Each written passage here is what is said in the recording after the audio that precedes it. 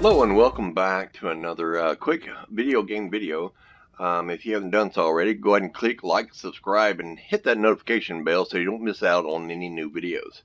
Alright, what we're going to do today is tackle the problem that has existed, I think, since 2017 during an update where, like, say, your quest tracker is not tracking. Your auto quest tracker's not working at all. Okay. Come up here and talk to this guy. You hit accept. It should pop up right over here. Okay. Alright, let's go ahead and we'll run over here and we'll do the fix real quick. I'll type it out on the screen up here so you guys can see it. Because if I type it down here and you hit pause, you won't be able to see it on your video. So we're going to stick it up right up here somewhere so you guys can see it. But what I'm typing actually is a /console space AutoQuest watch space 1.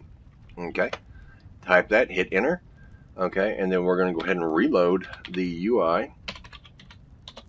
This is going to go pretty quick because I have all my add-ons off, so it's going to just be a flash like that. So now when we take this guy's quest, it will pop up right here like it's supposed to.